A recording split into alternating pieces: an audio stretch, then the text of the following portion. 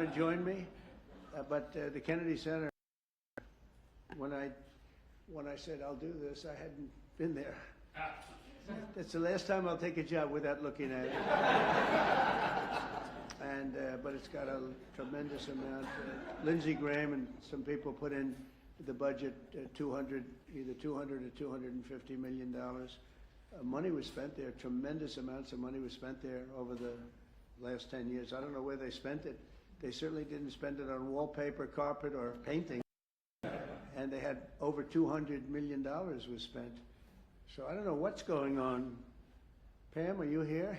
You hear that? Look, when I hear that, I say, what? Where? Pam, where did all this money go? It's crazy.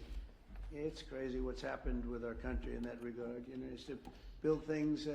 Go back to the Wollman rink. They went for years, 12 years without getting a rink, and I got it built in 3 months for a fraction, like a tiny fraction. They had spent over $20 million. They never got it opened. I said, I want my kids to go ice skating before they're too old. They don't want to go ice skating. And I used to watch it from my window. I used to watch people, nobody working, and spending money like crazy. And as you know, I got it built very quickly. This is well, maybe a more difficult. That was pretty easy, actually. We had cement mixers from the rink all the way back into Harlem. We poured one contiguous pour over a period of a day and a half. Yeah, they would pour a little section, then another little section. And when they put water, it all leaked, surprisingly. So it was fun, but I love construction. That's, I guess, why I like this a little, because we're going to have to redo it.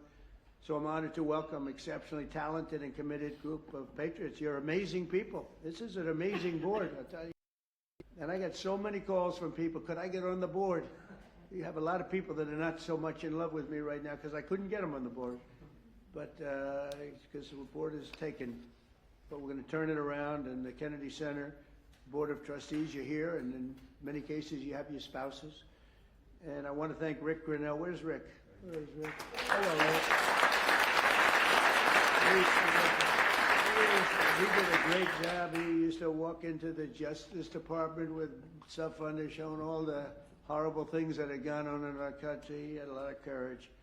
And he's with me for a long time, different things. He seems to be a troubleshooter. I say, how about Kennedy Center? Let's fix that one up. And tremendous strides have been made. You'll be hearing about that in a second. But I want to thank the entire board for the incredible work and all the fundraising efforts. We're going to raise some funds, but we're getting a lot of funds also from Congress because they want to see this thing good. You know, we have the 250th year anniversary coming up, and this building is going to be a primary focus in D.C. Got the potential for greatness. If it didn't, I wouldn't have done it. But it has a great plan. It's got great sound. It's got a lot of things that, you know, if you don't have good sound, you can forget it. You're never going to. They've been trying to do things over at the at Lincoln Center. All my life I've been watching. They rip it down, build it up, rip it down. You know, some of the greatest sound of buildings built in the 1850s out of pure marble. And you get up and you can just talk lightly and they hear you back 100 rows. But I think there's a certain amount of luck. You hire sound engineers, they get a lot of money, and then you open the building and you can't hear anything. So we're going to do some good things, but the basics are there. The location is phenomenal. The importance of the building is phenomenal.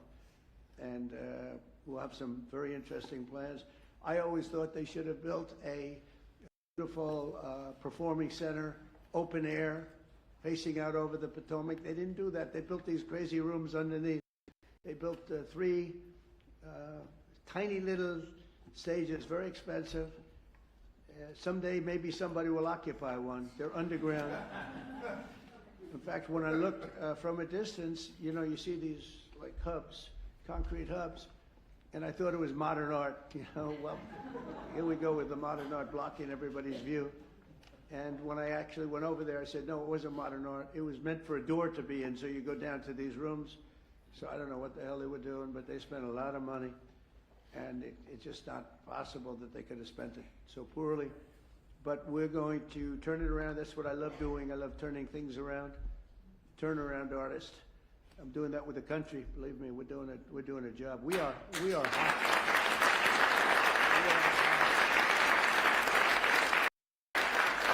country is hot. We, in a short period, look, we've been there for 100 days plus a few days. As they said, the King of Saudi Arabia said, your place, your country is a whole different image now. We were a laughing stock, an absolute laughing stock, but we're not a laughing stock any longer. And, I was talking to, as I said, President Putin for 2.5 hours. That was being very seriously listened to. We don't like what's happening. We don't like that we should have ever been involved. Would have never happened. But we're respected again as a country. One thing that I tell you that I think is amazing, if you remember about 8 months ago, the big story was that nobody wants to join our military. We couldn't have any, people weren't joining. And they weren't proud of our country. They weren't joining police forces all over the country, Houston, Dallas, all over the country, New York. And now we have a record-setting enlistment in the military. Think of that, record-setting. The most in 38 years, but it's probably more than that. They started taking the numbers, Susie, 38 years ago, right? But the most in 30 years, probably the most ever, I don't know. But we have record-setting young people that want to join the military, and that's incredible. To have that is just absolutely incredible. And to think that 8 months ago we were all listening to the fact that this was before the election. 8 months ago we were listening to the fact that we wouldn't have any, we wouldn't have anybody in our military. I mean, nobody. Army, Navy, Air Force, Marines, Space Force. I'm so proud of Space Force because we got that going. We started Space Force and they wanted to terminate it, and the military backed up. And they said, you're not going to do that. We were third in space, and now we're number one in space by a lot. They've done a great job. They had some great commanders in Space Force. But, ultimately it's going to be one of the most important things we've ever done because it's all heading to space. And I'm not talking about just experimental things that we do because a lot of people don't understand that. We can understand that. But we're, in terms of defense and offense of our country, it's going to be very, very important. We're number one in space by a long shot. The Kennedy Center mission is to be the crown jewel of the arts and culture in our nation's capital, and under our new leadership, we're going to take this revered institution to heights that it's never seen before. I think we can take this to really because we have the right place. We have all the politicians, and then we have the people that want to get to know the politicians for lots of bad reasons. And, we have everybody here. They have to be here for something, sometime. I've got total confidence in the just great team that Rick and the group have put together. Sergio's done fantastically. We're especially pleased to be joined tonight by Secretary of State Marco Rubio, great guy.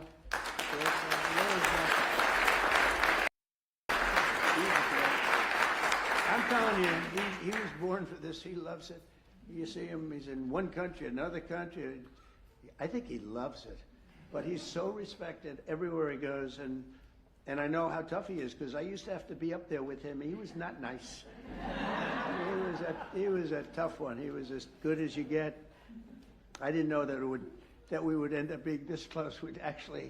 We like each other. I think I can speak for him. I can speak for myself, but I like him, and he's done a fantastic job, and he's really, really working. And we're getting relationships that we lost that were very important for us in many ways. And so I want to thank Marco, and Marco's on the board, Attorney General Pam Bondi, who I've known so long, and she's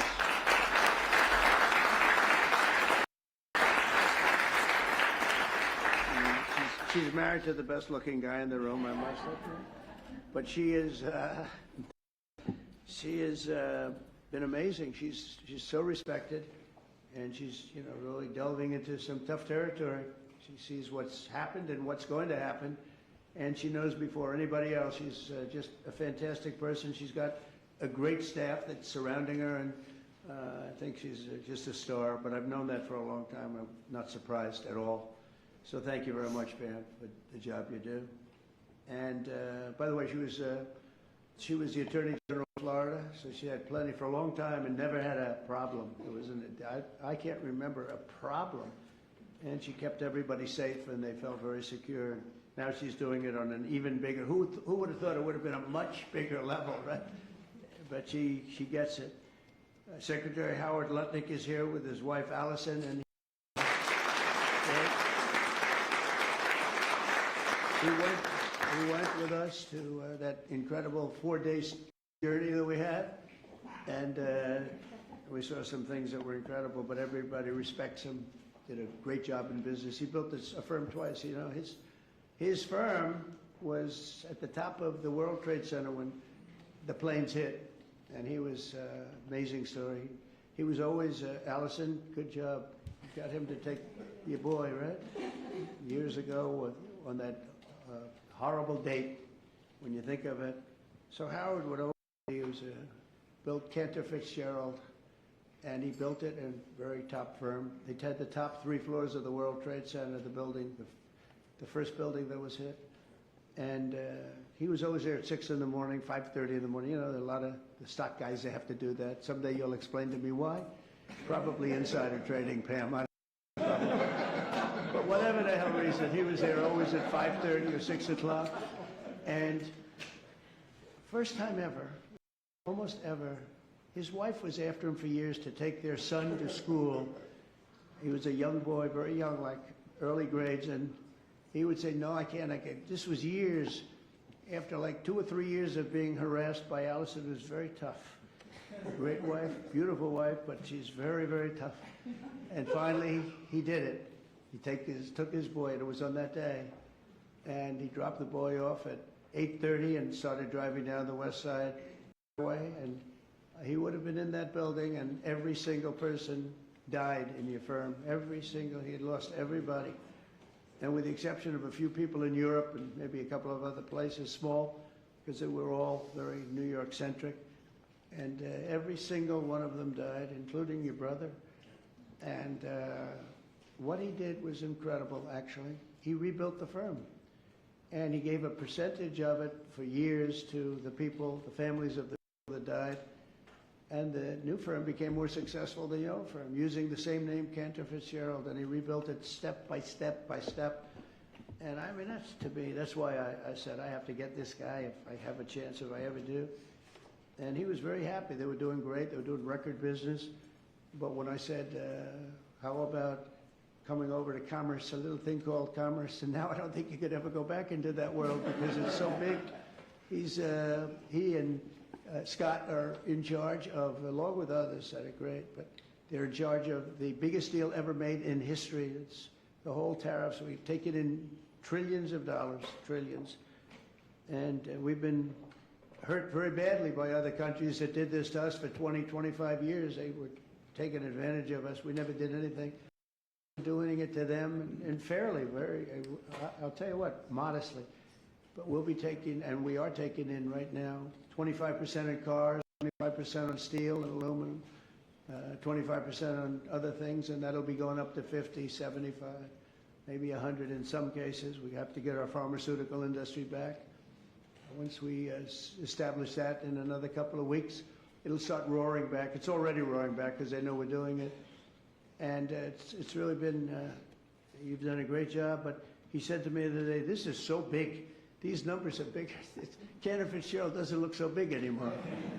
Numbers, we talk in the trillions now. Think of it, $5.1 trillion. Nobody talks, but we're talking big numbers, and he's doing a great job. He did a great job before. Chief of Staff, Susie Welsh, she's considered the most powerful woman anywhere in the world.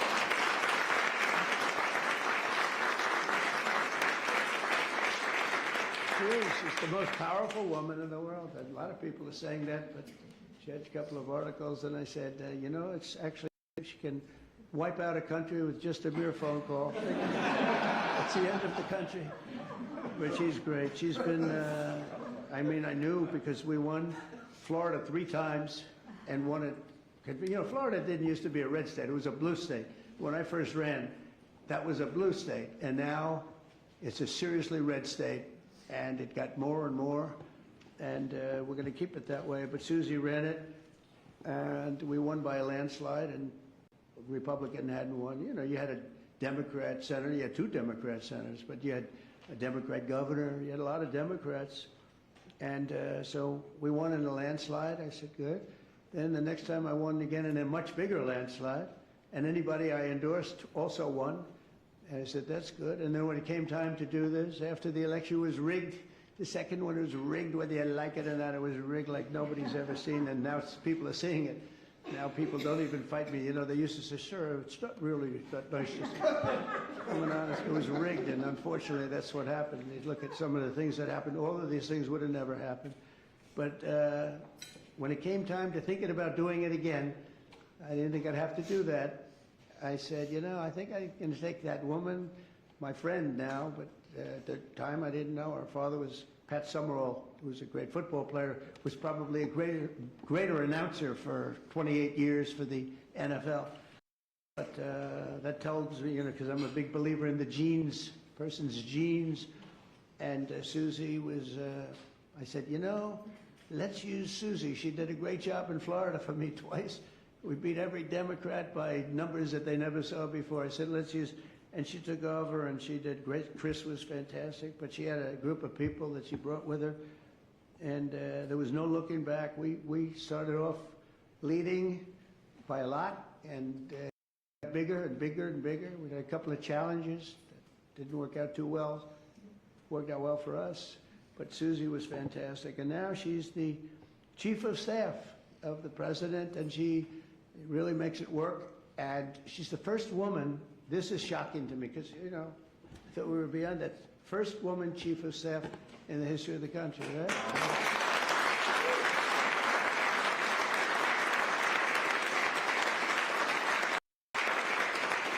And she's doing a great job, and you know, those men are scared. She sits in the back of the room, she watches them like this. She doesn't want publicity, she doesn't want to be on camera, she doesn't want stories, but they're up there yapping, yapping, yapping, and if they start yapping the wrong way, it's not pleasant for them. She's great. And we have a friend of mine, a man that I endorsed, and he proudly went through the roof. Jeff Landry, governor of Louisiana.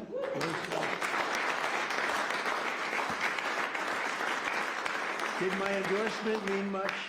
When I endorsed you, he became a rocket ship, right? We avoided, what I say? We won in the first round. Yeah, it was good. We didn't want to run, we didn't want to go a second round. He went up and won everything, and he's a great governor, great attorney general, great governor. So it's great to have you. And so many people here that we're not going to do that, but we may play around in a little while because we're going to have some fun tonight, and we'll talk about this, but we'll talk about other things. But we might talk about some of the questions you may have. We're looking to get the one great, big, beautiful bill. It will be the greatest tax cuts in history. If we get it, that means the Democrats will have stopped us, and that means people will get a 68% tax increase, the largest in history. And if we do get it, we're going to have the largest tax decrease in history. And all my life I've watched politicians screaming, we will cut your taxes. This is the only group where they say we're going to raise your taxes and they think they're going to win. There's something wrong with them. I don't know what the hell. We're going to raise your taxes. And people say, that's strange. I've never heard it before. When we took over in recent months, the Kennedy Center was in dire shape. As I saw on my tour a few weeks ago, the building is falling apart. I don't want to scare people. It's in fine shape, but it's falling apart. That means, you know, we have to see, you know, we have Les Mis. We're opening up with Les Mis and some other things. We have Mrs. Fisher here, and she said, you know what works? Anything Broadway. So we're signing Phantom of the Opera. We're signing a lot of great Broadway, and we'll have them run for a while. I think we're going to do very well. But it's been neglected very badly, and it needs an infusion of different things, including probably funds, but I think we're going to do very well when we get some money from Congress to fix it because it's so important. The previous leadership wasted millions and millions of dollars and handed us a budget deficit of $26 million. Can you believe that? In addition, the programming was out of control with rampant political propaganda, DEI, and inappropriate shows. We had some very inappropriate shows, to put it very nicely. They had dance parties for, quote, queer and trans youth. I guess that's all right for certain people. Quote, and I'm just quoting, I'm not saying it, queer and trans youth. That wasn't working out too well. They had a Marxist anti-police performance, and they had lesbian-only Shakespeare, which is different. Who thinks of these ideas? It's different. Oh, we're bringing our country back so fast. The military is so much better. Everything, it's just gone. They had people $500,000 a year to teach DEI. Just 12 weeks, our new board has balanced the budget. Think of that in 2026 budget. That's a pretty good job you've done.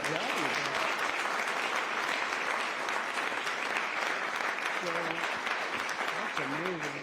So the 2026, I told you it was 25 million under, balanced now for the fiscal year. Eliminated DEI initiatives in all cases, brought back family programming that will attract large audiences once again, and launched a plan to renovate the building and reclaim the grandeur as a landmark, really a Washington landmark, which it always was.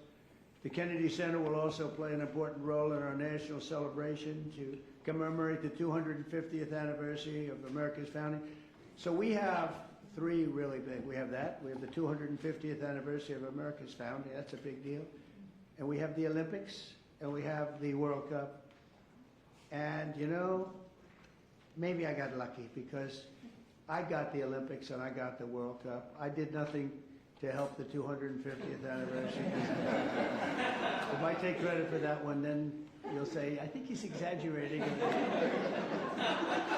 But two of the three, I absolutely, I got the Olympics, I got the World Cup. And I said to myself when I got them, it was my first term I got them, President Obama would not take the calls from the Olympic Committee, refused to take the calls. I think because he traveled to Oslo or wherever he went, and very far away in order to get the Olympics, the previous Olympics. And I said, well, that's great. That means we got it, because what president would travel to come in fourth place, which is what we came in, fourth place. And so he was so angry he wouldn't take the call. So I got a call from, at the time, the mayor of Los Angeles. Los Angeles is not looking too good with the water. We just sent so much water down their way, they didn't want to take it because it was bad for the environment. I said, no, water's good for the environment. They would have had it, when I told them to get it, they wouldn't have had the fires, or it would have been very small. But we took so much, and we were looking at the Olympics, we were looking at other things, and Obama went there, and all that travel, all that everything. And think, who would go there unless you know the answer? You have to know. You can't be embarrassed as president. No president's ever done that. And I give him credit, he went, but he should have known the answer. Let's go deal making. And he didn't. And they put him at fourth, and he was so angry that it hurt his whole thing. He didn't want to talk to anybody. So I got a call from the mayor, and he said, sir, you're the president-elect. I was president-elect at the time. The president will not speak to the Olympic Committee. And I understand that, but a little bit his fault, I guess. Very embarrassed by that. And I said, I'll speak to him. And I spoke to this gentleman who was obviously Scandinavian, seriously Scandinavian, and very nice. I couldn't get him off the phone because he was so starved for love. He just kept, I must have had him for 2 hours. I couldn't. I said, sir, I have to go. President-elect. Yes. All I said to him, yes, yes, yes, we will take good care. They wanted to know that if they choose us for the Olympics, will we treat them nicely? And I said, we're going to treat you like so well, like you've never been treated. And then he wanted to talk about anything because nobody would talk to him. Now he talks to him. And we got the Olympics, and then we got through Johnny, who's the boss. He's a friend of mine, and we got the World Cup. I got them both, and I said, I won't be president. I won't be. I got the Olympics and the World Cup, and I won't be president. And they're going to forget that I got them. Nobody's going to mention it. Because, you know, a little bit, that's the way life is. And then they rigged the election. And then I said, you know what I'll do? I'll run again and I'll shove it up their ass.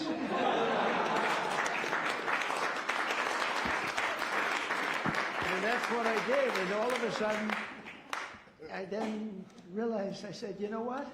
I got the Olympics, I got the World Cup, and I got the 250th. Look at the way this works out.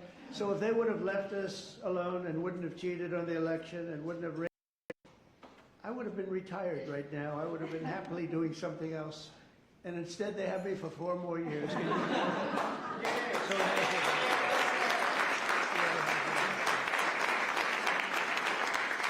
So So instead of putting forward programming that tears our country down and tears our country apart, the Kennedy Center should be the nation's premier venue for lifting up the best of our country and lifting up the American arts, theater, music, and culture. And together, it's really an honor to be like. I mean, I have so many friends on the board. It's a hot board, just like we have a hot country. You know, we have a hot country. Our country was stone cold 8 months ago. It all began on November 5th. Does everybody know that that was election day? And from that moment on, and then January 20th came, and what we've done, we have almost no inflation. Our energy prices are way down. Our gasoline costs are way down. Groceries are way down. Eggs. Remember they hit me with eggs my first week. Sir, the fake news, those people right there. They're saying, sir, eggs have gone through the roof. They were doubling and tripling eggs. I said, I don't know what I just got here, excuse me. And through our she's done a great job, Brooke Rollins, Secretary of Agriculture. Anyway, the prices came down. They didn't want us to, we had the egg roll here a couple of weeks ago for Easter. They didn't want us to order eggs. They wanted the eggs to be made out of plastic. They wanted plastic. I said, I'm not going to do that. But by the time it came around, the egg prices are way down. The groceries are way down. Everything is way down. We are just doing great. Think of it, no inflation. And we're taking in billions, hundreds of billions of dollars in tariffs, which we never did before. We got a hot country right now. We have a country that people are proud to be a part of. So we're going to honor the legacy of President Kennedy's great legacy. And we'll create the best and most beautiful home for the performing arts anywhere in the country and many other things also. I want to thank you again. We're going to have some fun working together. We're going to make this a fun project. That's what I thought until I walked into the building. I said, this won't be the fun I thought, but it is fun. I like to create. You like to create. Most of the people in the room like to create, just like Bob Kraft created the New England Patriots. He happens to be here. And he tells me he's a great new quarterback, so we're going to see. You know, a lot of people make that statement. We're going to find out, but I have a feeling you're going to be right. You've been right about a lot of things. He was right about Tom Brady, right? You got him almost the last draft choice in the last round, sixth round, whatever it was. How did he work out, Tom Brady? Okay? Not bad? Good, right? But Bob's here, and his wife, as you know, Dana, she's on the board. And she's much younger than him, so he wanted to come tonight with her. Isn't it nice when you have a husband who will travel with you to the board, and he's a big shot, too. And he's a great guy. He's been my friend for a long time. So I'd like to ask, if I might, Secretary Rubio, and followed by, we're going to ask Sergio to say a couple of words, and then Rick Grinnell, and we'll have a little fun tonight. And you know what they can do? If they can, relatively quietly, they can start serving the meal. So by the time we're all finished, we get the hell out of here, we go home, and we have our board, all four, and we can start doing that quietly. And so Marco, please come up and say a few words. Thank you, everybody.